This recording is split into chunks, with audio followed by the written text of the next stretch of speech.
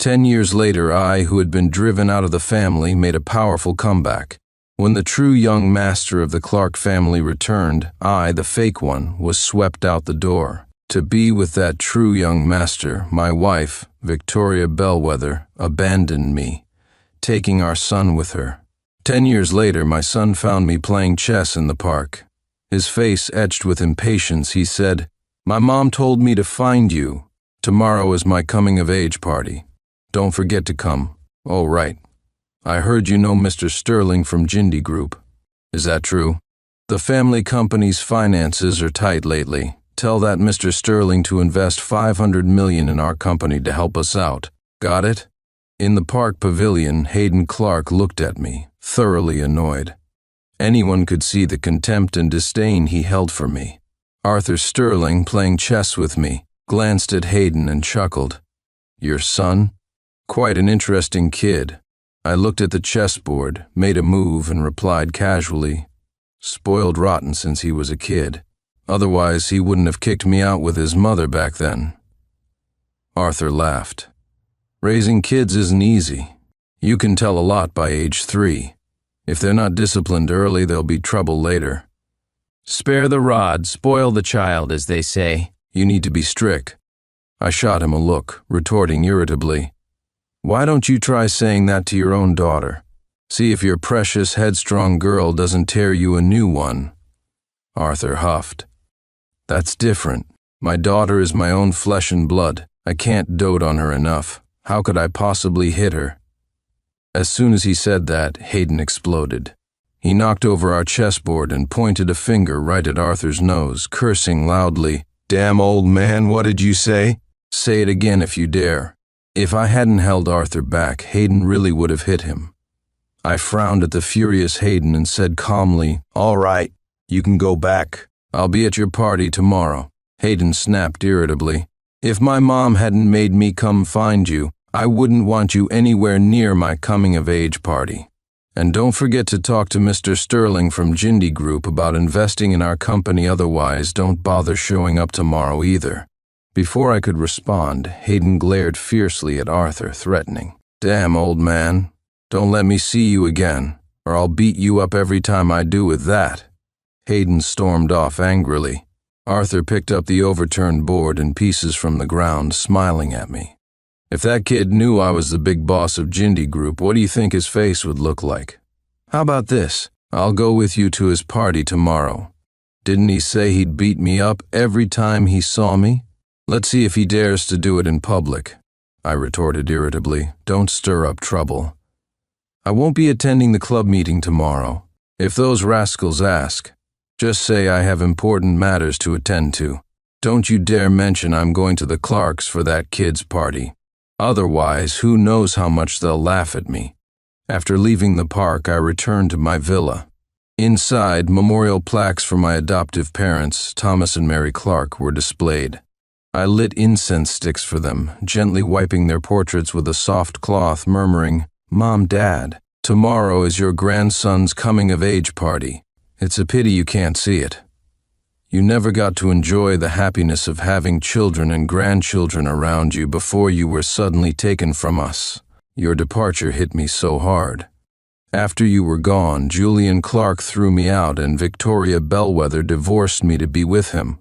Even Hayden regarded me with disgust and contempt, wanting Julian to be his father. I can let all that go, but I swear I will find the murderer who killed you, and I will make them pay. All these years I haven't given up searching for the culprit. I have a few leads now. Mom, Dad, just wait a little longer. I am the adopted son of the Clark family, though not their biological child. My parents loved me dearly. In my 20s, I married Victoria Bellwether. After our marriage, Victoria gave birth to Hayden Clark. It was around that time that the true heir of the Clark family, Julian Clark, returned. Back then, Julian was adept at disguising himself, winning my parents' favor, and I treated him well too. After all, I felt I owed him for taking his place and enjoying the Clark family's wealth and status for over 20 years. I wanted to make it up to him. However, I never imagined that beneath his hypocritical facade lay such a vicious heart. He framed me, secretly courted Victoria, deliberately spoiled Hayden, and repeatedly bad-mouthed me to my adoptive parents. Victoria and Hayden gradually grew cold towards me, even beginning to despise me. Fortunately, my parents saw through Julian's ill intentions. After sternly reprimanding him several times, he behaved for a while. But then, when Hayden was 8, my parents died in a car accident. The driver responsible was never found. After their deaths, Julian inherited their estate. The first thing he did was strip me of all my positions at the Clark Corporation and throw me out of the family home. Victoria didn't hesitate either, coldly tossing a divorce agreement in front of me, forcing me out with nothing. My 8-year-old son, Hayden, even punched and kicked me, yelling, "I don't want you as my dad, I want Uncle Chin to be my dad, get lost." Julian wrapped his arm around Victoria's waist, mocking me, smugly sincere. "To put it nicely, you're the adopted son. To put it bluntly, you were just a dog the Clark family raised. What do you have to compete with me?" Victoria leaned against Julian, looking at me with arrogant disdain. "When I married you, it wasn't for you, but because you were the heir to the Clark family. Now that the true heir has returned, what right do you, the adopted son, have to grow old with me?" The vows of undying love we once shared became a complete joke in that moment. From then on, my heart died completely towards Victoria and Hayden. I left the Clark family, penniless, like a stray dog cast out. During that time, I truly despaired of the world. I sat by the riverside all night, several times feeling the urge to plunge into the rolling waters. But the faces of my adoptive parents kept flashing in my mind. The driver who killed them hadn't been found yet. I hadn't repaid their kindness in raising me. How could I give up and seek death? As I pulled myself together, ready to leave the riverside, an older man approached from nearby. He smiled and said, "If you really jumped in there, I'd be quite disappointed. I've been watching you all night, kid. Come on, let this old friend buy you some breakfast, and then we'll have a proper chat." This older man was Arthur Sterling, the big boss of Jindy Group, who later became my closest friend. He had been following me ever since I was kicked out of the Clark home. In his words, he saw my potential and wanted me to join Jindy Group in a senior position. I refused. I said, "I want to see if I can make something of myself, relying only on my own abilities, now that I've left the Clark family." Arthur admired me even more for that. With his help, I dove into the financial industry. Through my own abilities and hard work, I gradually rose to become one of the major players behind the scenes. Arthur and I became fast friends despite the age gap. He introduced me into the exclusive circle of top business clubs, filled with leaders from various industries. 10 years passed in a flash. Looking back, the Clark family, which once seemed so formidable, was now insignificant in my eyes. I never thought about taking revenge on Julian, Victoria, or Hayden. The only thing I couldn't let go of was the car accident that killed my adoptive parents. Over the years, I hired many private investigators and used countless connections to investigate the details of that accident. Just recently, I finally found some clues. I took out my phone and looked at a photo. It was a wedding picture of Julian and Victoria. They got married 10 years ago, right after I was thrown out. Hayden, dressed in a child's suit, stood beside them, the family of 3 smiling sweetly and happily. Julian had deliberately sent me this photo back then to provoke me. I murmured, "Was it him or her? Tomorrow I should finally know the answer. I said it before, whoever killed Mom and Dad. I will make that murderer pay a heavy price." On the day of Hayden Clark's birthday party, the Clark residence was bustling. 10 years had passed, but the old Clark estate hadn't changed much outwardly. Of course, this was just superficial. Over the years, under Julian's leadership, the Clark Corporation had shown signs of decline, heading towards sunset. If the Clark Corporation couldn't secure funding this time, the family might have to mortgage or sell this old estate to alleviate the financial pressure. Many guests had arrived. When they saw me appear, quite a few showed strange expressions. "Why is Sincere Clark here?" Obviously, it's his son's coming-of-age party today. How could he not come? That's ridiculous. Everyone knows Sincere was kicked out by Julian, and Victoria divorced him. Even his son disowned him. Showing up now, isn't he here to cause trouble? Ever since Sincere was thrown out, there's been no news about him. Who knows what he's been doing all these years? I heard Sincere knows Mr. Sterling from Jindy Group. The Clarks invited him, probably hoping to use his connection to get in touch with Mr. Sterling. That's even more absurd. Who is Mr. Sterling of Jindy Group? How could Sincere possibly have connections with such a big shot? After entering the financial industry, I operated behind the scenes. Apart from the top figures in the exclusive club, few knew that the emerging financial mogul of recent years was me. I ignored the guests and their strange looks, heading to the buffet table to pick out some food. Just then, the man of the hour appeared. Victoria, arm in arm with Julian, walked towards me with Hayden. Hayden looked at me with disgust. "You're wearing that to my coming-of-age party? Are you deliberately trying to embarrass me?"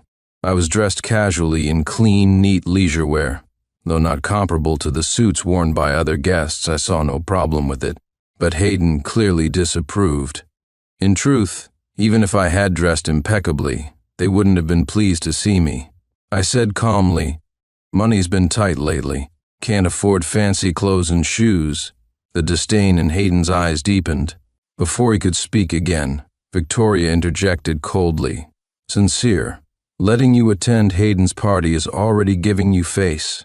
Don't cause any embarrassing scenes looking at this woman who once promised to grow old with me, who made vows of eternal love." I couldn't help feeling a twinge of emotion. I was too naive about love back then, failing to see Victoria's true colors sooner. Remembering how she had unhesitatingly thrown the divorce papers at me, remembering my despair wanting to jump into the river, I felt foolish. All the love I gave back then, consider it fed to the dogs. Julian, however, smiled faintly at me. "No news of you for years. I thought you couldn't handle the blow back then, and took your own life. After 10 years, we brothers meet again. Mom and Dad's spirits must be pleased." I looked at Julian coldly and said evenly, "I heard that after I was kicked out, the Clark Corporation under your leadership has been losing money year after year, almost to the point of selling this old family estate. What would Mom and Dad's spirits think, I wonder?" A flicker of cold anger crossed Julian's eyes, but he suppressed it. What happened back then was a misunderstanding. I've thought it through over the years. I'm prepared to let you rejoin Clark Corporation, give you the position of vice president. Victoria chimed in. "Julian is generous and isn't holding the past conflicts against you. Stop putting on airs. Looking at the cheap clothes you're wearing, you must have had a hard time these years. Becoming vice president of Clark Corporation is definitely a windfall for you. Of course, there's a condition to becoming VP." I watched their double act coolly. "What condition? Let's hear it." Julian cleared his throat. "I heard you have some connection with Mr. Sterling of Jindy Group. Is that true?" I nodded, replying casually, "We're casual acquaintances. Met a few times." Julian's eyes lit up. "As long as you can get Mr. Sterling of Jindy Group to invest over $500 million in our Clark Corporation, the vice president position is yours." Hearing this, I almost laughed out loud. Forget the Clark Corporation now. Even at its peak 10 years ago, a VP position wasn't worth that much. $1 million investment for a Clark Corp VP seat? Did Julian think I was an idiot? Before I could respond, a commotion arose behind me. A portly, middle-aged man walked over, and many guests quickly stood up to greet him. Seeing the stout man, Julian's eyes lit up, and he immediately abandoned me, hurrying towards him. Julian's face beamed with a smile laced with subservience and flattery. "Mr. Grant, you've finally arrived. Taking time out of your busy schedule for my humble son's party truly brightens up our event, not just Julian." But Victoria and Hayden also wore fawning expressions when facing Mr. Grant. Guests whispered among themselves. "Although the Clark family has declined, even a weakened giant is still strong. Gavin Grant, the vice president of Jindy Group, is here too. Does this mean the Clarks have connected with Jindy Group? If so, the Clark family might be reborn. Everyone knows Jindy Group is loaded. If you can latch onto their coattails, even a pig could fly. Gavin Grant is just a VP in name at Jindy Group, without much real power. If it weren't for being Arthur Sterling's nephew, how could he get that position? Well, that's his skill too. If you're so capable, go find a wealthy uncle yourself. Mr. Grant was very arrogant. He shook Julian's hand briefly and said coolly, "Mr. Clark, I'm quite busy. Time is limited. Let's sign the contract first. After signing, I'll go back and talk to my uncle about investing in your Clark Corporation. How about that?" Julian hesitated slightly. Victoria quickly urged, "No problem. Let's sign now." She then whispered to Julian, "If we miss this opportunity, Clark Corporation is truly finished. This Clark estate isn't that useful to us anyway. Even if sold at a high price, it might fetch $100 million at most, not nearly enough for the company's finances." Mr. Grant offered only $10 million, much lower than market value, but as long as he can persuade Mr. Sterling to invest in our company, it's worth it. Hayden also persuaded Julian, "Dad, if our company goes bankrupt, this old house is useless. I don't want to live in poverty. You promised me a luxury car and a mansion after my party." Julian nodded firmly and smiled at Mr. Grant. "All right, since Mr. Grant has said so, I won't say more." Mr. Grant smiled smugly, produced a contract for the purchase of the Clark estate, and asked Julian to sign. I, who had been silent nearby, spoke up gravely. "This estate is the Clark family's ancestral property. Even when Mom and Dad were facing their toughest times, they never thought of selling it. Julian, he's only offering $10 million, and you're selling it? If the Clark ancestors knew about this, they'd probably turn over in their graves." Hearing this, Julian flew into a rage, yelling at me, "Sincere Clark, shut your mouth. You're just an adopted son. Who are you to lecture me? This ancestral home is my property. I'll sell it if I want. If you dare to babble again, I'll have someone beat you up and throw you out right now." Victoria and Hayden also glared at me angrily, as if I had ruined their fortune. Just moments ago, they hoped I could connect them with Jindy Group. Now, seeing Mr. Grant, they deemed me useless, discardable. Just like when they kicked me out years ago, so decisive they really are pragmatic. Mr. Grant glanced at me and snorted coldly. "Are you that adopted son, Sincere Clark, who was thrown out? You're not the one in charge here. What right do you have to interfere?" "Get lost, looking at the arrogant Mr. Grant," I sighed inwardly. Arthur had mentioned this Gavin Grant to me. Even though Grant was his nephew, Arthur found him quite annoying. If Arthur's late older sister hadn't asked him to look after Gavin before she passed, Arthur would have kicked Grant out of Jindy Group long ago. Seeing Julian quickly sign the contract to sell the ancestral home, I frowned at Gavin Grant. "Does Arthur Sterling know about you lowballing the price for the Clark estate? Doing this behind his back? Aren't you afraid he'll punish you later?" Grant became furious, glaring fiercely at me. He turned to Julian. "Mr. Clark, what this adopted son of yours said makes me very uncomfortable." Julian gritted his teeth, looking at me, and roared, "Sincere, are you deaf?" Deliberately provoking Mr. Grant, deliberately disrupting the cooperation between our family and Mr. Grant. You just don't want to see us Clarks doing well, do you? I shouldn't have agreed to let you come to this party in the first place, men. Break this guy's legs and throw him out." As Julian finished speaking, some Clark relatives approached me with hostile expressions. Victoria and Hayden glared, cursing, ready to attack me. Just then, an angry shout came from the entrance of the ancestral home. "Stop!" Following the shout, Arthur Sterling walked in, leading a group of people. The people behind Arthur were all top leaders in their industries and also members of our club. Seeing this, I rolled my eyes, exasperated. Today was the club meeting day. I had told Arthur not to tell those rascals I was coming to the Clarks today. Clearly, Arthur hadn't listened. He deliberately brought those rascals here to watch the show. Arthur and the others raised their eyebrows at me, all wearing wry smiles. Arthur turned to the pale-faced Gavin Grant and said coolly, "Mr. Grant, using my name to throw your weight around out here. Quite impressive." Gavin Grant, who just moments ago wore a face full of arrogance, now looked like a frightened rabbit, his bulky frame trembling slightly. He forced a smile, his voice shaky. "Uncle, why are you here too? I heard you mention the Clark estate before, thought you fancied this piece of land, so I wanted to acquire it quickly as a gift for you." Arthur took the purchase agreement, didn't even look at it, and ripped it to shreds. Arthur said coldly to Grant, "If the Clark estate went to auction, it might fetch over 100 million. You want to buy it for a million? If word got out, people would say our Jindy group bullies others and forces sales.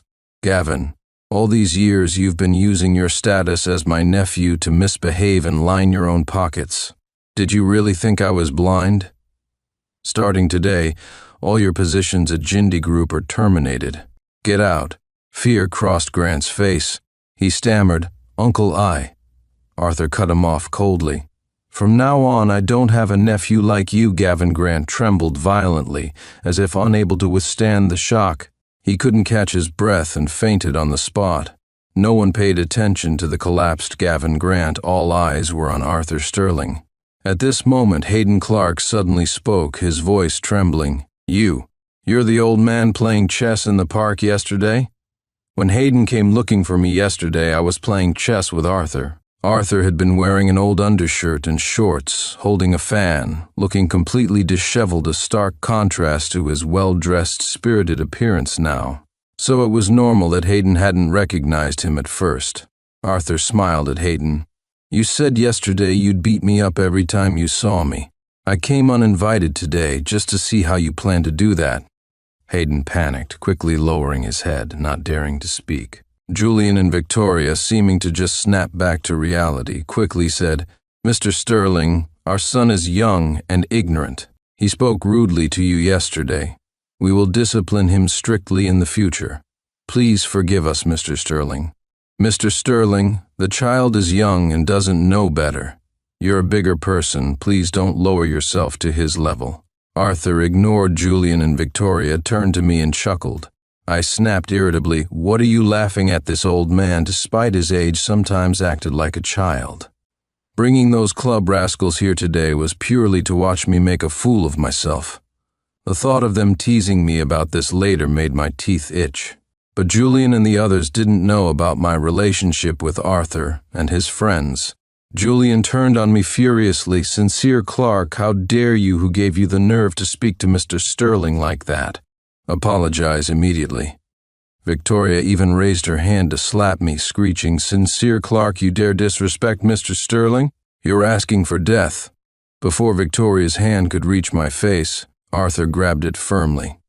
Arthur narrowed his eyes at Julian and said coolly, "My young friend is joking with me. What business is it of yours?"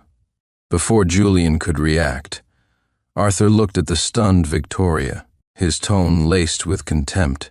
"Stupid woman, threw away gold with your own hands, only to pick up dog shit and treat it like treasure. Absolutely blind." Arthur's words left not only Julian and Victoria dumbfounded, but also stunned every guest present. Arthur threw an arm around my shoulder and announced cheerfully to the crowd, "Everyone, taking advantage of this fine day, let me introduce my young friend here. You all should know about the mysterious mogul Yan Qing, who emerged in the financial world these past few years, right?" Hearing this, many people in the crowd nodded and murmured in agreement.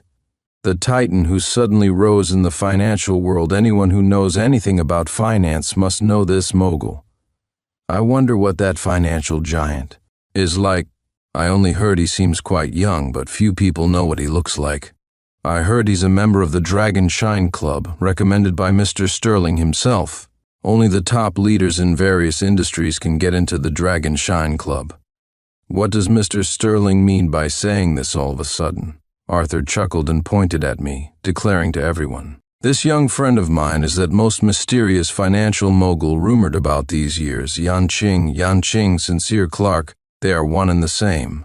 This statement dropped like a bombshell, causing ripples of shock. Gasps filled the air, with Julian and his family reacting with the most shock and panic. Julian's eyes widened. He blurted out, "Impossible, how could that financial mogul who rose so quickly in just a few years be this adopted son?" Victoria, flustered, spoke without thinking, "Is there some mistake? Or perhaps, Mr. Sterling, you're joking with us." Hayden stared blankly at me, speechless. Anyone with half a brain could see Arthur wasn't joking. After all, who was Arthur Sterling? Would the top business leaders he brought with him have nothing better to do than come here and play a prank on everyone? Seeing how casually I interacted with Arthur and the other top moguls, the way the guests looked at me gradually changed. From mockery, disdain, and contempt, their expressions shifted to awe, fear, and even a hint of sycophancy. Arthur looked at Julian, a half-smile playing on his lips. "Mr. Clark, helping Clark Corporation overcome its difficulties is actually very simple. Just ask Sincere for help. If he agrees to help you, Clark Corporation will not only survive this crisis but might even soar." Arthur's words made Julian's face flush red and pale by turns. It was Julian who had personally thrown me out of the Clark family. Just moments ago, in front of Gavin Grant, Julian had roared at me, threatening to break my legs. Now, asking him to bow his head and beg me, in front of everyone, was indeed a loss of face he found hard to swallow. Victoria spoke up at this point, her tone intimate. "Sincere, we're family. Let's not make things too ugly. Clark Corporation will be left to your son eventually. Helping Clark Corporation is helping our son. You're so wealthy now. Injecting a few $100 million shouldn't be a big problem, right?" I glanced at Victoria. She looked at me seductively, her eyes burning with a certain heat. Could this woman be thinking about getting back together with me? When she and her son abandoned me back then, they were utterly ruthless and decisive. I ignored Victoria and turned to Julian. "Sell the Clark ancestral home to me. I'll offer a high price." "How about $200 million? Julian's mouth twitched. $200 million is far from enough to solve the company's crisis. How about you? I cut him off calmly. "I've calculated. If you sell the ancestral home to me and sell off your other assets, you should barely be able to get Clark Corporation through this crisis. As long as Clark Corporation doesn't collapse, you'll still have the goose that lays golden eggs. You should know which is more important. Even if the ancestral home is auctioned, no one will offer a higher price than me." "Of course, if you disagree, consider it unsaid," Julian quickly replied. "Sell, I'll have someone draw up the contract right now." Soon, Julian's assistant prepared the sales contract for the ancestral home. After reviewing it and finding no issues, I signed and transferred the funds directly. Having acquired the property rights to the Clark ancestral home, I felt a sense of relief, brought into the Clark family by my adoptive parents as a child. This ancestral home held too many memories. It was my childhood sanctuary. Now, it finally belonged completely to me after completing all the procedures for the transfer of the ancestral home. Julian forced a smile. "Brother, the family still has some other assets. Would you consider buying them all? The family supermarket chain and that shopping mall in the East District, if you want them for the sake of our brotherhood. I'll sell them to you at a discount. Just $600 million. How about it?" Was he trying to treat me like a sucker? Over the years, many of the Clark family's assets had been run into the ground by Julian, nearing bankruptcy and worth very little. The assets he mentioned, even if given away for free now, nobody would want them due to the mountains of bad debt attached. I didn't refuse. Looking deeply at Julian, Victoria, and Hayden, I said, "Answer one question for me and I'll take all those near-bankrupt assets off your hands. How about that?" Julian, Victoria, and Hayden immediately became excited, their eyes fixed on me eagerly. Julian urged, "Brother, what do you want to ask?" I took a deep breath. "Where were you when Mom and Dad had their car accident?" The moment I asked this, both Julian and Victoria stiffened slightly, their expressions subtly changing. Especially Julian, a flicker of panic crossed his eyes. Julian forced a laugh. "Brother, why bring that up again? Didn't I tell you before? That day happened to be Hayden's birthday. You were too busy to spend time with him, so I took him and his mother to the amusement park. Victoria nodded quickly. That's right, we were at the amusement park that day. We rushed to the hospital as soon as we got the call about Mom and Dad's accident. Unfortunately, by the time we arrived, they couldn't be saved. Hayden didn't even get to see his grandpa and grandma one last time. As she spoke, Victoria feigned wiping away tears. I frowned at them, my voice deepening. I'm giving you one last chance. If you lie again, not only can I accelerate the collapse of Clark Corporation, but I can also make your family of 3 end up begging on the streets. The old Sincere couldn't do this, but Yan Qing, the current financial mogul, absolutely can. Don't think I'm joking. I'll ask you one last time, where exactly were you that day? Julian and Victoria still tried to argue, insisting they had taken Hayden to the amusement park. They weren't fools. When I asked the question, they must have sensed something, their gazes already holding a hint of wariness and fear. For years, I hadn't given up searching for the truth behind my adoptive parents' deaths. I spent vast resources and manpower, finally finding clues leading to Julian and Victoria. I just wasn't sure which one of them was the true mastermind. I said calmly, since you refuse to tell the truth, prepare for bankruptcy and begging on the streets. Then I turned to Arthur and the other top moguls. My esteemed friends, please lend me a hand. For the next little while, let's target the Clark family. Arthur and the others laughed heartily, readily agreeing. Young friend, we've been waiting for you to say that. I've disliked this Julian Clark for a long time. If it weren't for giving you face, I would have moved against Clark Corporation long ago. He lacks the ability yet holds a high position, a sure path to ruin. Jealous of the capable, even a pig managing Clark Corporation would be better than this Julian. Don't worry, with us old brothers taking action, it won't even take a month to force Clark Corporation into bankruptcy liquidation. After Arthur and the others spoke, Julian and Victoria's faces turned ashen, their anger mixed with thick panic. Julian glared at me, roaring, Sincere Clark, you were raised by the Clark family. My parents raised you from childhood. Instead of being grateful, you treat our family like this. My parents' spirits in heaven will definitely not let you get away with this. Victoria added hastily, Sincere, you've achieved success now. Are you going to disregard the kindness the Clark family showed you? You repay kindness with vengeance. Who will dare to work with you in the future? Aren't you afraid of being condemned by everyone? Their words made the guest look at me with slightly changed expressions. Just then Hayden, who had been silent, suddenly spoke to me. Dad, the day Grandpa and Grandma died, Uncle Julian and Mom didn't take me to the amusement park. They left me alone at the park. They went somewhere. I don't know where, and only came back about 2 hours later. Hayden's words threw Julian and Victoria into simultaneous panic and rage. Shut up, you bastard whelp. What nonsense are you spouting? Both Julian and Victoria slapped Hayden. Hayden clutched his face, crying out, I don't want to beg on the streets. I don't want to live in poverty. I want to go with my dad. My dad is Sincere Clark. I am Sincere Clark's son. I was young and foolish back then after. Grandpa and Grandma died. I overheard you talking. Before Hayden could finish, Victoria and Julian clamped their hands tightly over his mouth.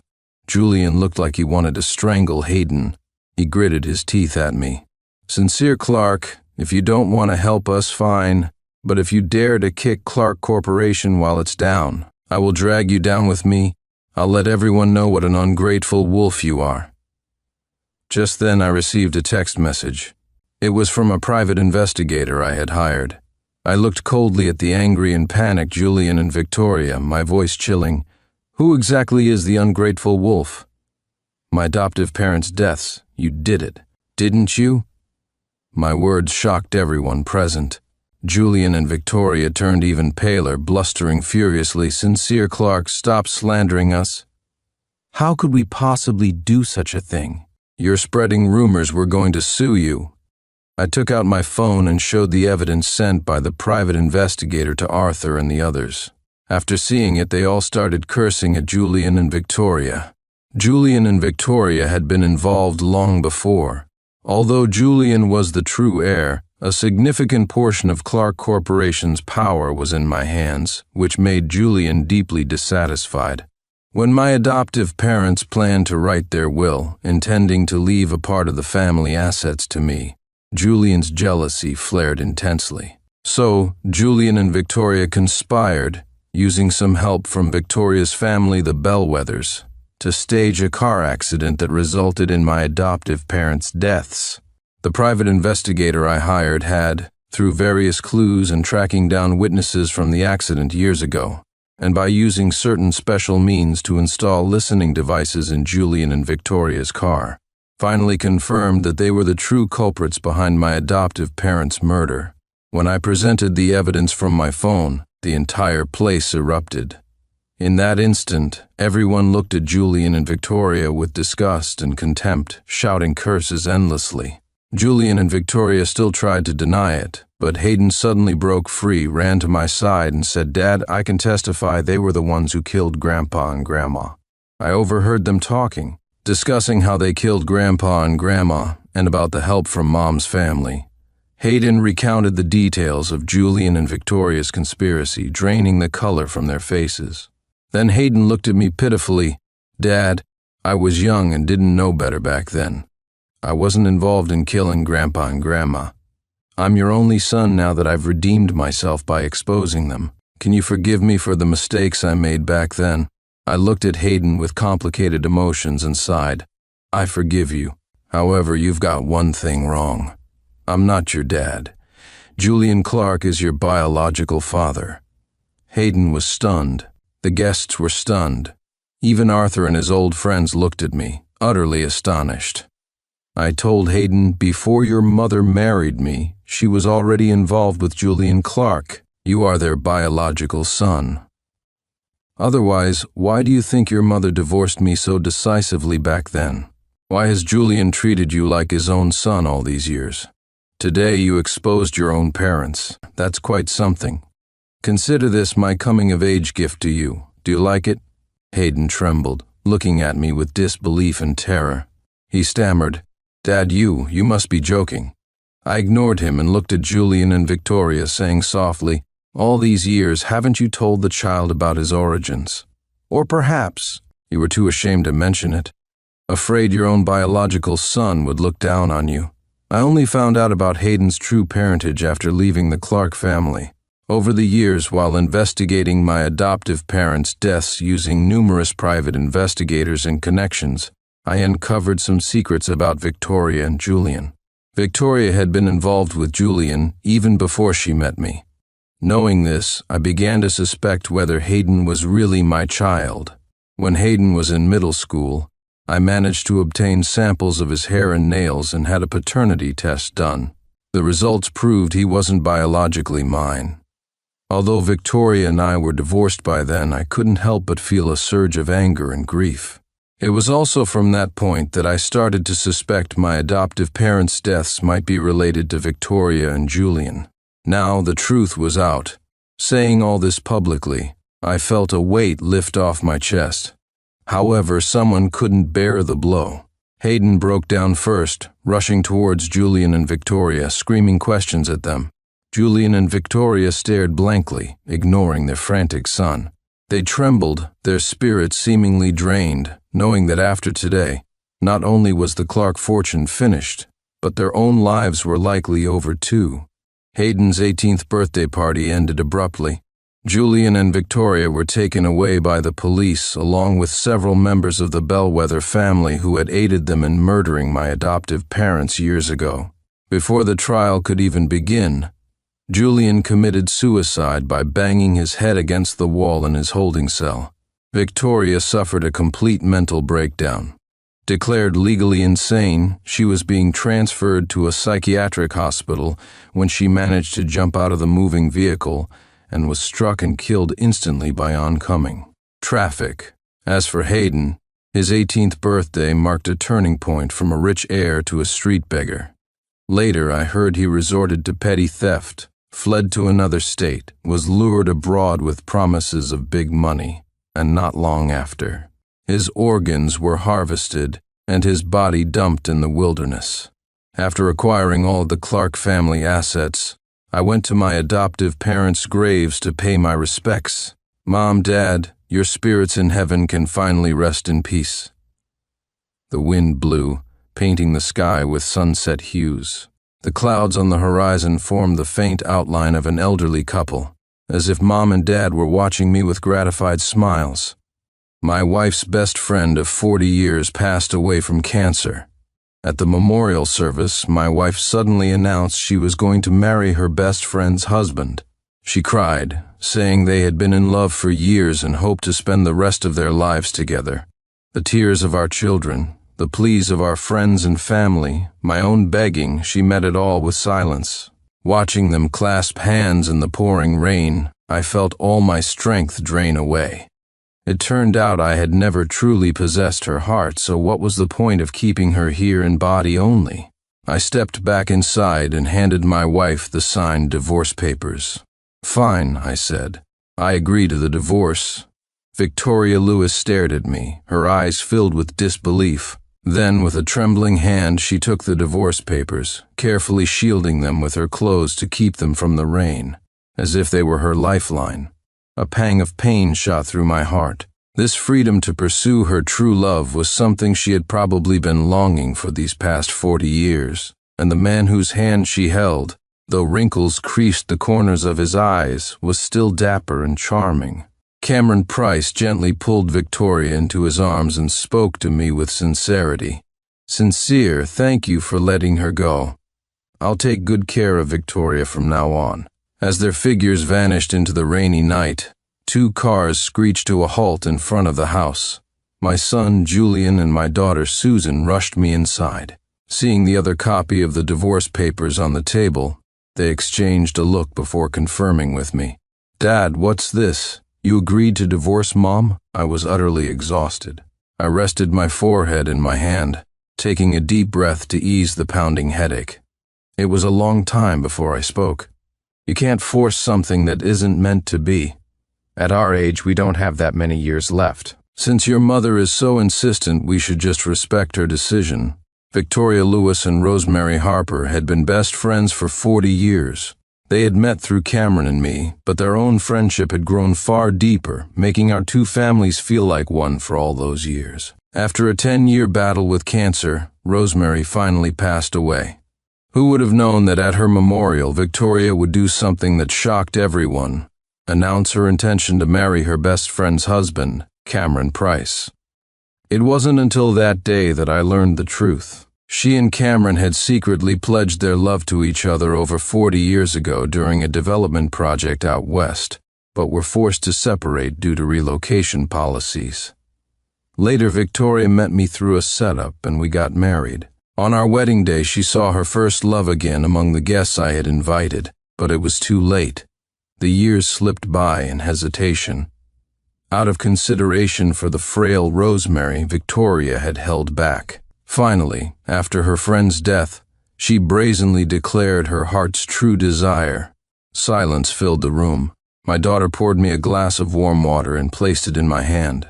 After a long pause, she asked softly, "Dad, after you 2 divorce, how will you split the assets?" I was stunned for a moment, then realized my children had every right to know. It concerned their future responsibility to care for us, after all. So I told them frankly, "Your mother asked to leave with nothing, but I stipulated in the agreement that we split everything 50-50. Julian breathed a sigh of relief. "That's good. Dad, you know that after all these years paying for Auntie Rosie's illness, the Price family doesn't have much money left." His tone, it was as if he was worried his mother wouldn't be comfortable after marrying Cameron. Susan shot her brother a glare. He realized his mistake and quickly added, "I mean, Dad, you'll be on your own. You should keep more of the money for yourself." My eyes stung as I looked at my grown, independent children. At least I still have you 2. The next day, after Victoria and I finalized the divorce, she came home and silently packed her things to move out. She worked quickly, as there were very few things she wanted to take. She didn't even take a single photograph of the children. Victoria, who had seemed worn down by the years, was now as light and joyful as a young girl. I choked up a bit, breaking the silence. I heard, "You're going on a trip to the southwest soon. The air is dry there, and your lungs are weak. You should take all the wild honey we have." Victoria turned to look at me, hesitating for only a second before refusing. "There's no need. It's not something I can't live without. Since we're splitting up, let's make it a clean break. We should both just walk away." I lowered my head and gave a bitter smile, the self-mockery frozen on my lips. Victoria had a chronic lung condition from her time working on that project out west, an old ailment that no specialist could cure. During my field work, I had chanced upon some wild honey from a mountain apiarist that helped ease her discomfort. But this honey was rare and not for public sale. So every year I would drive 1,000 miles to beg the apiarist to spare a few jars for me. All this time, what I thought was a sweet gesture of my love was, in her heart, just some non-essential thing, just like the 40 years of marriage I had cherished. Soon, Victoria emerged with a small, light suitcase. She walked up to me and smiled as she said goodbye. "Thank you for everything, Sincere Jones.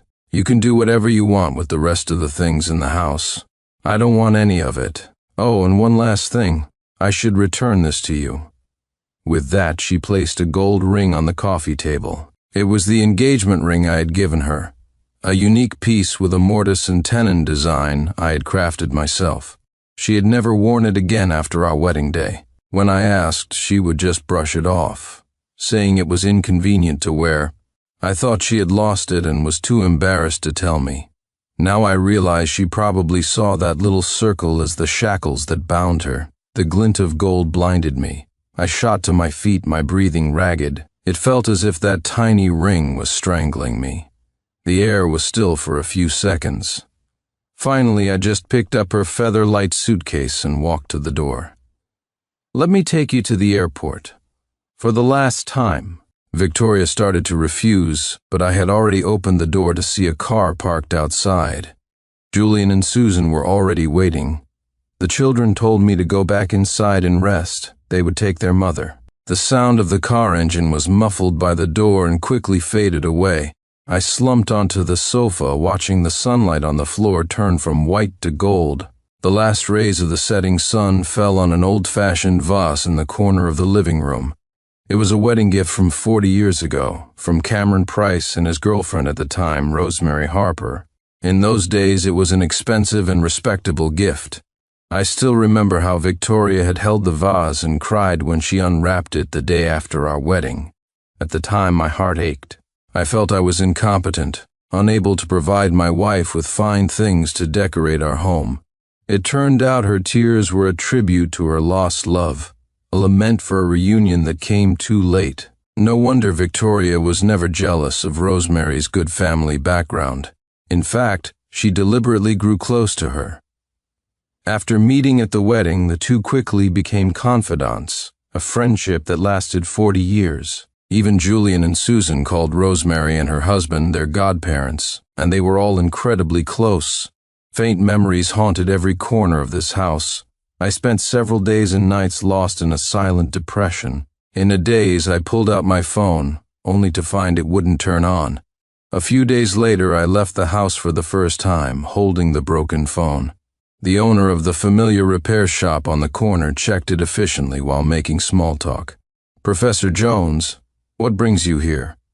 "I thought the whole family went on a trip to the Southwest." "The videos your wife posted on social media are gorgeous." As I stood there stunned, the phone's startup chime rang out. The repairman handed the phone back to me, saying it was a minor issue and there was no charge. I forgot to even thank him as I hurried home. After charging the phone, the first thing I did was open Victoria's social media. For several days, she had been sharing videos of the scenery. When I clicked on them, I saw that she, Cameron, Julian, and Susan were in every single one. The four of them were laughing and happy, like a real blood-related family. With a trembling hand, I called Julian. I tried 10 times. He didn't answer once. Next, I called my daughter, Susan. After many rings, she finally picked up, answering with an impatient hello. I took a deep breath, trying to stay calm. Why are all of you in the Southwest? Susan's voice turned cold. Mom is divorced from you. My brother and I are adults. You can't tell us where we can and can't go. Mom had such a hard life. She did so much for us. She deserves to be happy you were always too busy to spend real time with her. Now that she's found her happiness, can't you just quietly wish her well? Her words cut into my heart like a knife. I had worked day and night for this family, for my 2 children. More than my wife's departure, the cold indifference of the children I had raised so painstakingly chilled me to the bone. When Julian was 6, he was stung by a hornet while playing. I didn't even bother to put on shoes, just carried him on my back and ran 10 miles to the clinic. The blood blisters on my feet took half a year to heal. When Susan was 10, she had a violin competition. The night before, a string broke. I spent half the night riding my bike to every music shop in the city until I found a luthier and woke him up to fix her violin. All those memories, it seemed, existed only in my mind. My voice was hoarse when I spoke. I'm not. Before I could finish, Cameron's voice cut in from the other end. Sincere, don't be angry with the kids. Victoria and I just came to the Southwest to revisit old places one last time before we die. The kids are just being filial, wanting to see the places their mom used to be. We've been good friends for so many years. I know you're broad-minded and won't think too much of it. His voice was as calm and gentle as ever, yet he casually painted me as the villain. I didn't respond. I lost control and slammed the phone down. The phone hit the sofa, and the already old screen instantly cracked. But the damn thing was stubborn. Through the spider web of cracks, I saw a comment on Victoria's post. Those two have been calling Cameron Godfather for so many years, you'd think he was their real dad. A wave of dizziness washed over me. I couldn't stop myself from remembering the 2 times Victoria got pregnant. Both times, she had initiated it and insisted we not use protection. I thought it was such a natural, heaven-sent blessing, but now... A knock on the door interrupted my thoughts. The editor from the publishing house was standing outside, holding a document. Professor Jones, I haven't been able to reach you for a few days, so I took the liberty of visiting. It's about your upcoming book on ancient architecture. We need your signature to confirm the addition of Professor Price as a CO author. Wait a minute. My voice was a raw rasp, squeezed from my throat. Adding Cameron Price as a CO author? The editor looked a little stunned, but quickly nodded. Your wife has been handling all the communication with us.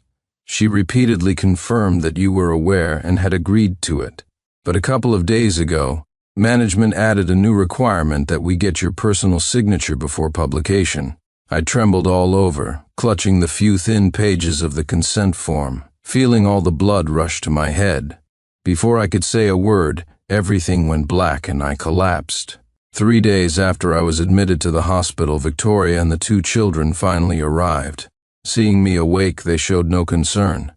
Victoria got straight to the point. Cameron contributed a lot of ideas to your book. It's perfectly reasonable to add his name as a CO author. I looked at her matter-of-fact expression, my throat tightening. Impossible. That book was the fruit of nearly 10 years of my research, trekking through mountains and valleys.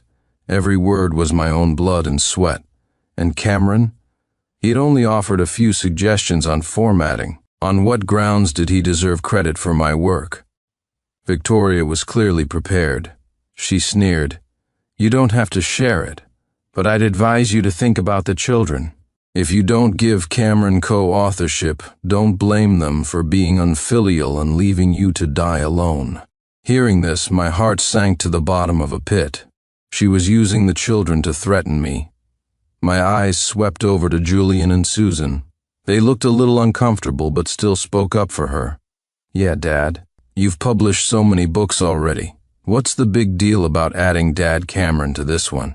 We're all family. You're always talking about how much you love Mom and us. Are you really going to back out on such a small thing? I laughed, a cold, furious sound, and stared at them.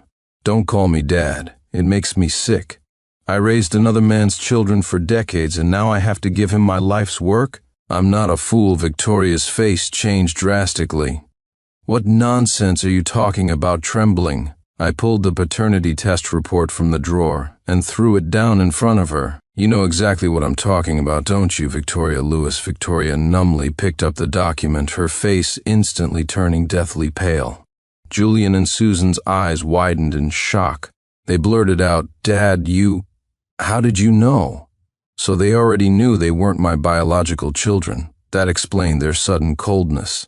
I let out a bitter laugh, my eyes filled with ice. They say the bond of raising a child is stronger than that of birth, but in the end, blood is thicker than water. I never thought I'd raise two ungrateful turncoats. My whole life has been a joke. Susan lowered her head, unable to look at me. But Julian's tone was arrogant and dismissive.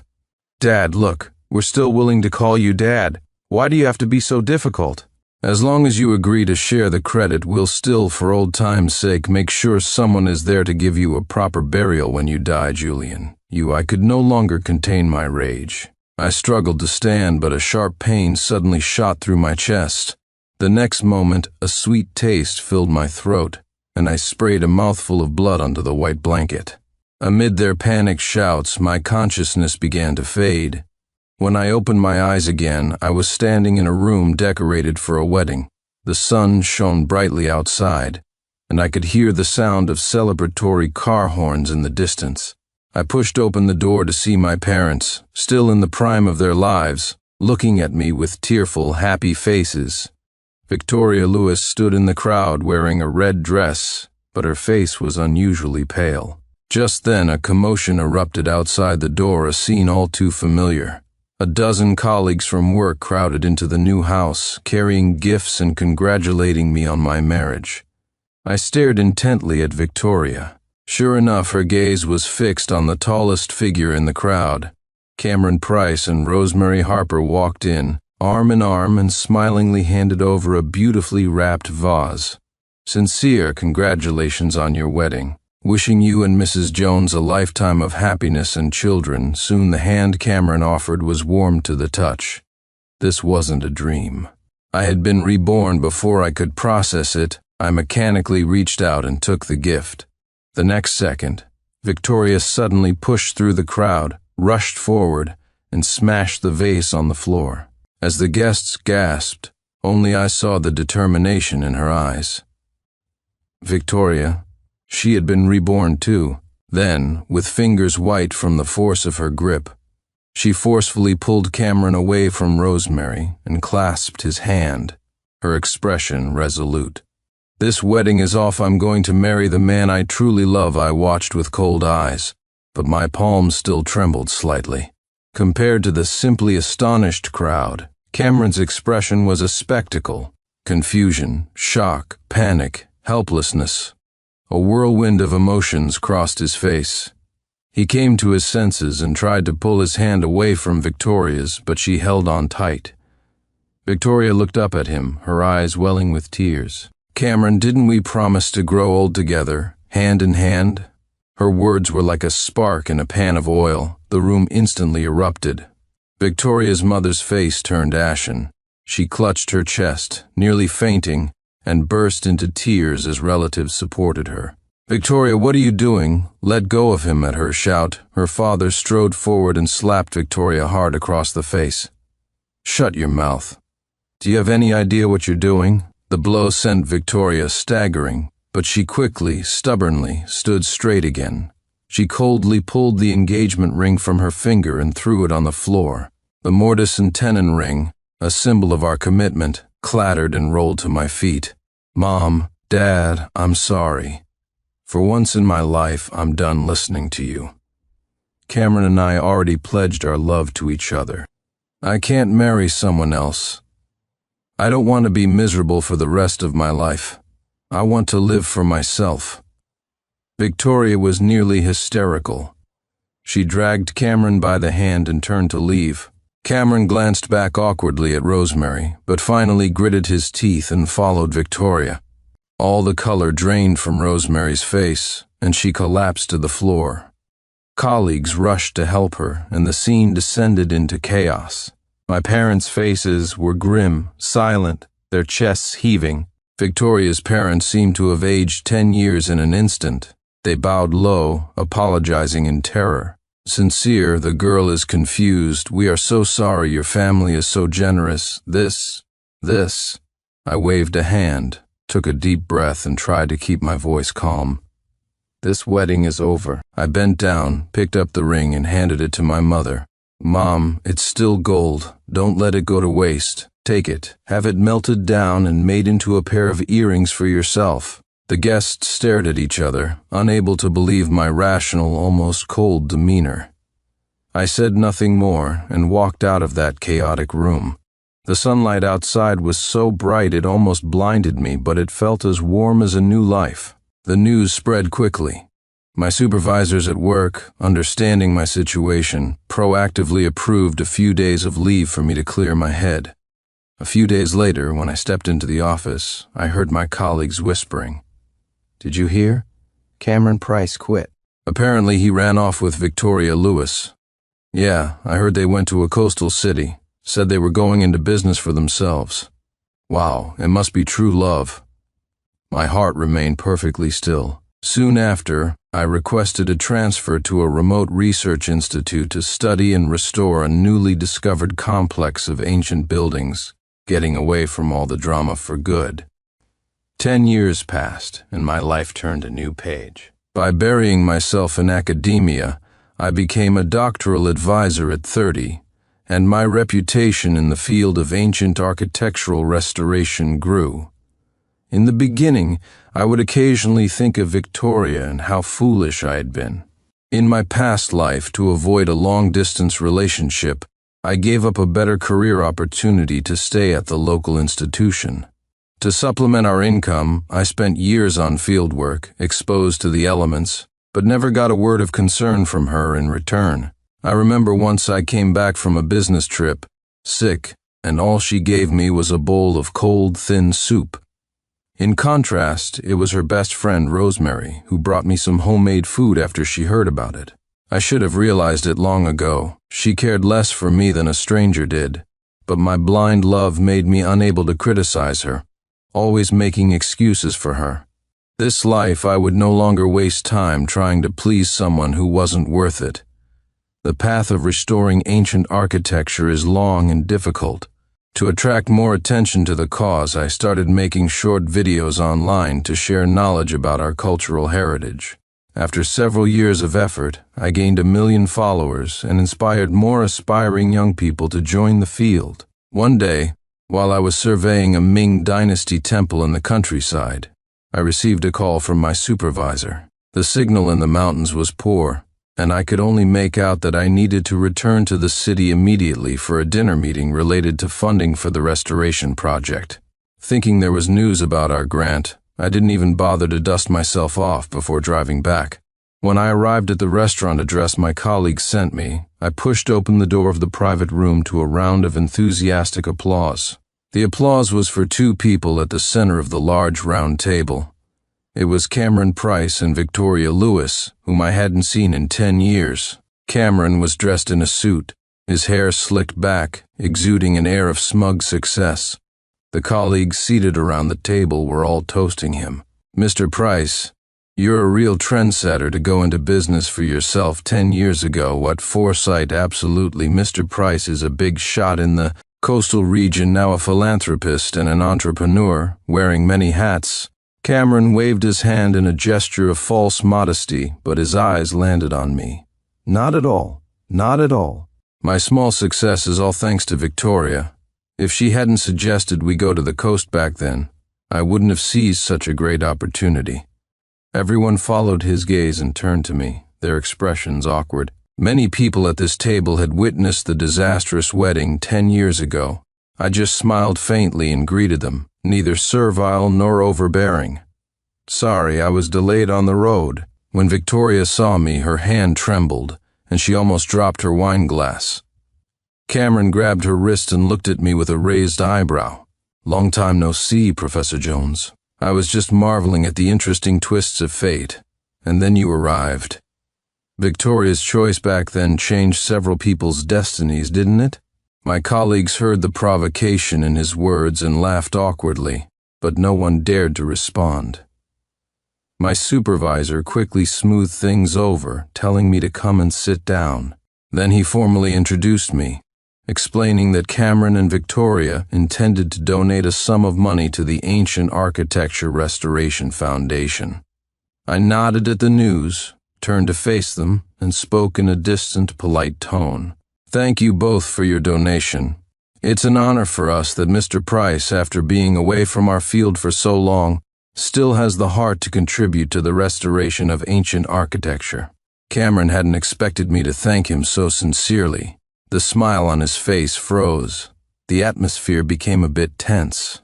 Cameron frowned slightly, then forced a smile and poured a full glass of hard liquor, holding it up to me. He wanted to toast to our past friendship and our reunion today. The challenge in his eyes was undisguised.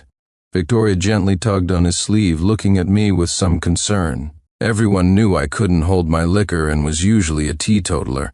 After a few seconds of stalemate, the others quickly raised their glasses to toast Cameron, trying to cover the awkwardness with noise. My supervisor gestured for me to just take a token sip. I thought of the project that had been stalled for so long due to a lack of funds, let out a soft breath, and took the glass with both hands. The clear liquid slid down my throat, a fiery trail that burned through my body. My face and eyes instantly turned red. I felt unsteady on my feet but managed to say, "I'm afraid I can't hold my liquor. This is as far as I can go with you all tonight, Mr. Price." My supervisor knew I was at my limit and quickly explained that I had been away on field work for a long time and needed to get home early, otherwise Mrs. Jones would worry. At those words, Victoria jolted, her eyes wide. I suddenly realized her expression was so familiar. It was probably the same reaction I had in my past life at Rosemary's funeral when I heard she was getting remarried. But now I had my own fulfilling life and had no desire to pay any attention to her feelings. I swayed as I walked to the restaurant entrance, intending to hail a cab home. A slender, graceful figure hurried to my side and took my arm. I turned my head and saw Victoria's eyes filled with worry. "You've had too much to drink. Let me get a car to take you home." I had no idea what she was up to now, putting on this act at this moment. I forcefully shook off her hand and stepped back to keep my distance. "There's no need. I can get home by myself." Victoria's lips turned down in displeasure, but her words were full of concern. "Stop pretending. Look at your worn-out clothes. Are you planning to walk home to save money again?" I almost laughed out loud. In my last life, I never skimped on Victoria and the children, buying them whatever they wanted. But I was frugal with myself. After my bike broke, I couldn't even bring myself to take the bus, walking the dozen or so miles to and from work every day. What she didn't know was that in this life, my wife adores me and wouldn't let me suffer the slightest hardship. If I hadn't been forced to drink by Cameron, I would have driven myself home long ago. Victoria moved closer, trying to take my arm again, but I dodged her. "Sincere, I wronged you back then. Please give me a chance to make it up to you." She pulled out a bank card. A headache pulsed in my temples. I decided to be direct with her. "We have nothing to do with each other anymore, and I don't need any compensation from you. Please stay away from me. I have a wife and a child now." Victoria froze on the spot. "A child?" Her voice was laced with tears. She stared with her beautiful eyes, but they were empty. "So you have a child now. That's wonderful. Can I be the child's godmother? Sincere, please let me be the child's godmother. I'm begging you." My eyes widened as I looked at Victoria, who seemed to have lost her mind. Tears streamed down her face as she collapsed to the ground in despair. A tall figure rushed out and yanked her up from the ground. "Victoria, are you insane? What nonsense are you spouting?" Cameron squeezed Victoria's arm until it turned red. Seeing me standing there, he suppressed his anger. "Our children are at home in the city. You're drunk. Let's go." With that, he forcefully dragged the zombie like Victoria away. The so-called reunion ended on a sour note. But strangely, old acquaintances had been popping up in the most unexpected places recently. While I was accompanying my wife for a prenatal checkup, I saw a familiar figure holding a child's hand in the hallway. Rosemary Harper looked up, saw me, and froze for a moment before smiling. "Professor Jones, hello. I didn't expect to see you here. Perhaps because we were both victims of that runaway bride fiasco 10 years ago." Rosemary was very warm towards me, telling her son to call me uncle.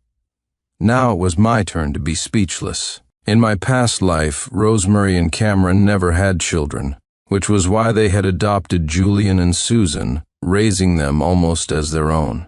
Victoria had mentioned to me back then that there was something wrong with Rosemary's body, that she couldn't get pregnant. In this life she hadn't married Cameron, yet she had successfully conceived and given birth. Could it be? But it was too personal a question to ask, so I just smiled and praised her cute and well-behaved child. When Rosemary saw that I was there with my wife, she was filled with emotion. It's really all up to fate. Luckily, that pair of true lovebirds ended up together back then. Otherwise, we would have been the unlucky ones. I looked at her, confused. Rosemary seemed surprised. "You don't know Professor Jones?" When Victoria broke with her family and ran off with Cameron, Cameron's mother was so furious she beat Victoria so badly she ended up in the hospital. She called her a vixen for luring her son away from his stable job. So Victoria was injured, and that's why she couldn't have children? Then why did Cameron say they had children? I was completely bewildered. Rosemary curled her lip in a sneer. Later, Cameron's mom couldn't win against her son, so she got some special folk remedy for bearing sons to help Victoria's health. It was fate, I guess.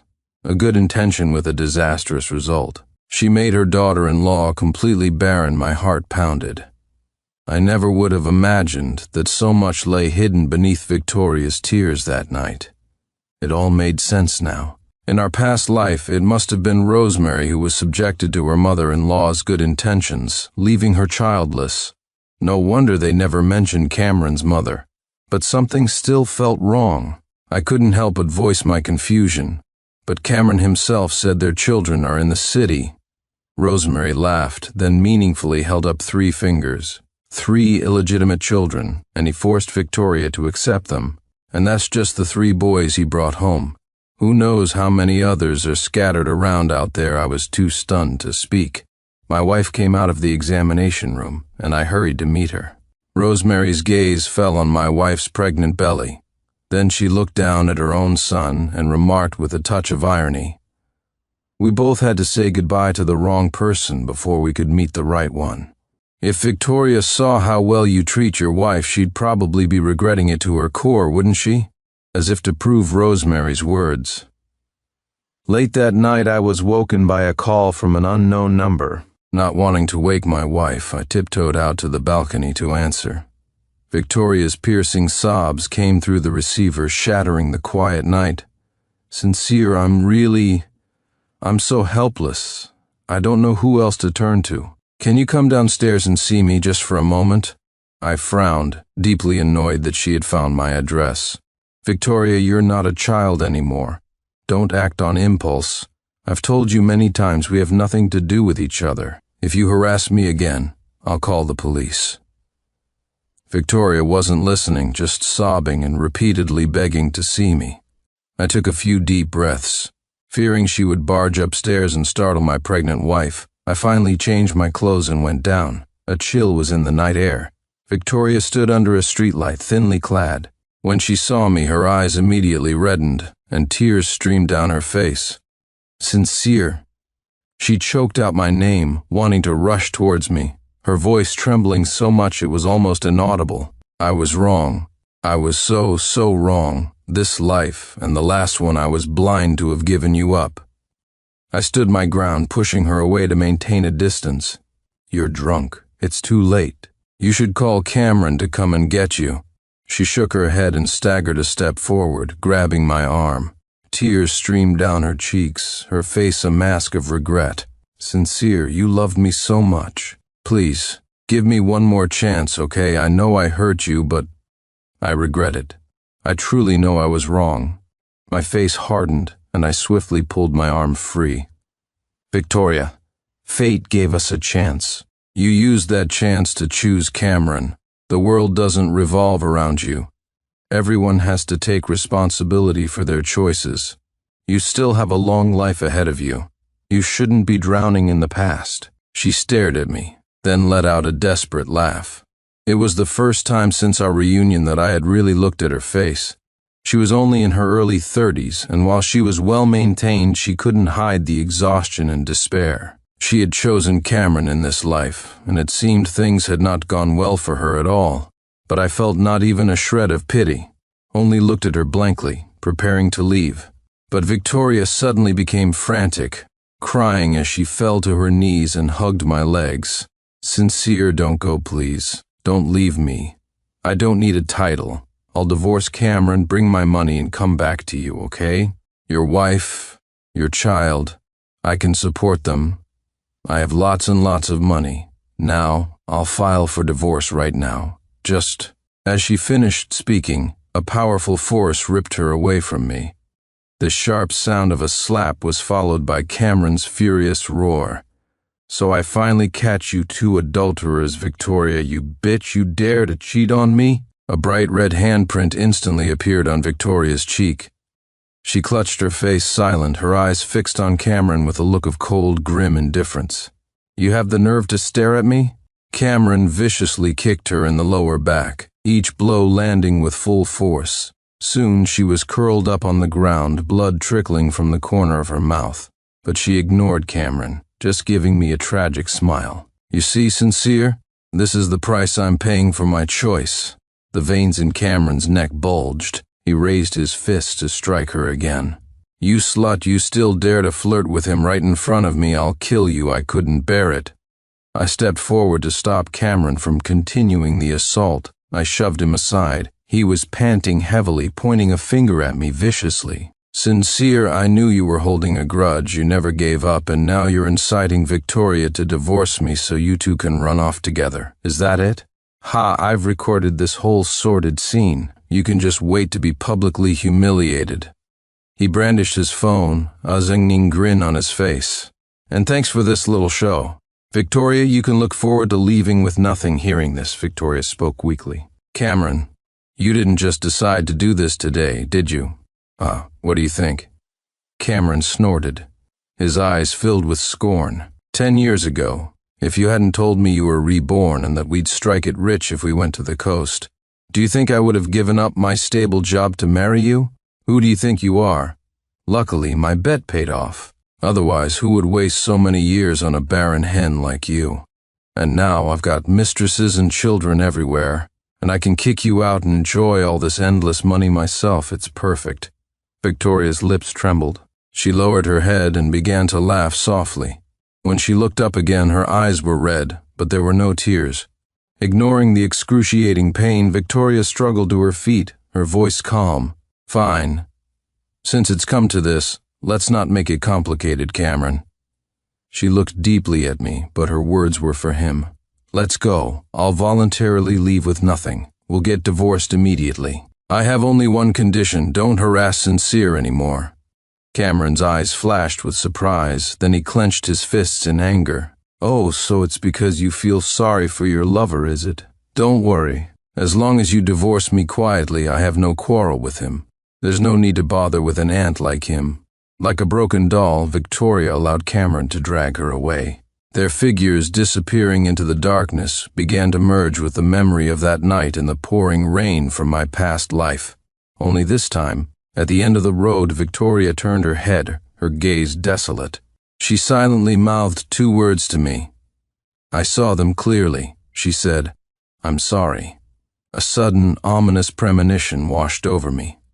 Early the next morning, the doorbell rang sharply. I opened the door to find police officers standing there, their expressions grave. "Mr. Jones, there was a fatal car accident nearby last night. The 2 occupants died at the scene.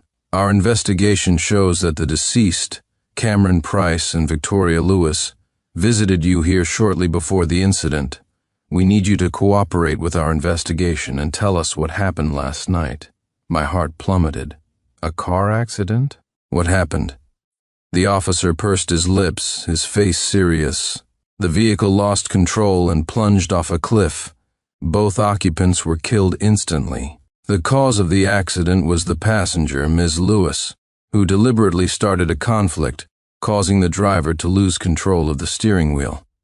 I stood frozen, the image of Victoria's final glance flashing in my mind. She had agreed to the divorce so meekly, had followed Cameron so obediently. Could it be that she had already decided to take him down with her? The police quickly cleared me of any involvement. At the same time they brought me the results of their investigation, Victoria's lawyer arrived at my office. She told me that in Victoria's will, she had donated all of her assets to the Ancient Architecture Preservation and Research Foundation. I turned and looked at the white clouds in the sky outside the window, my heart filled with a mix of emotions. She had ended it all in such a final, resolute way, yet she left behind a thank you tinged with guilt for the cause I loved. I pushed open the window and let the wind blow away all the sorrows of this life and the last.